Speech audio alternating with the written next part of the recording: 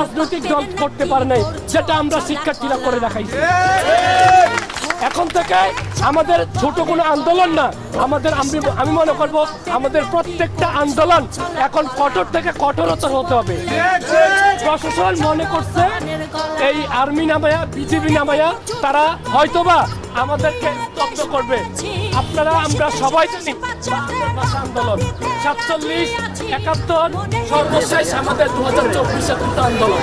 এই কোটা আন্দোলন যদি কোটা আন্দোলনের মধ্যেই রাখতে চান তাহলে আমরা আরেকটা দাসত্বে আমরা রূপান্তরিত হব।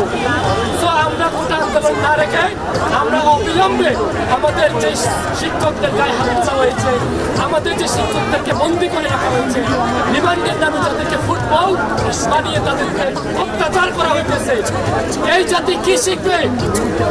যেই দেশের সর্বোচ্চ বিদ্যাপীঠ যাদেরকে ন্যাশনাল মেকার বলা হয়, জাতির কারিগরকে যদি রিমান্ডে নিয়ে যদি নির্যাতন করা হয় তাহলে সেই দেশের শিক্ষার দরকার কি? এই বই ফুঁড়ে পেলেন, এই বই ছিঁড়ে পেলেন।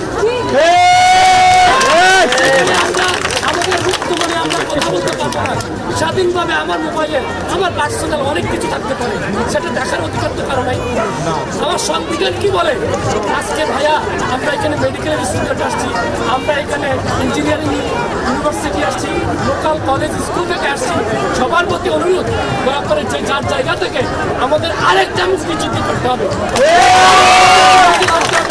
সেই মুক্তিযুদ্ধটা আমাদের পুরো দেশ, আমাদের জাতি, আমাদের অর্থনীতি সর্ব সাফল্য আমাদের শিক্ষাকে করতে হবে। এটা শুনে আমার নাম যে আমার আজকে ভাই বোনরা মারা যেতে, আমার একটা বড় ভাই থাকলে আমার একটা বড় বোন থাকলে তারাও হয়তো মারা যেত। আচ্ছা আমি স্টুডেন্ট হলে ভাবছি আপনারা বুঝতে পারেন না, যার কাছ থেকে 10টা মিনিট আগে আমি পানি দিয়েছিলাম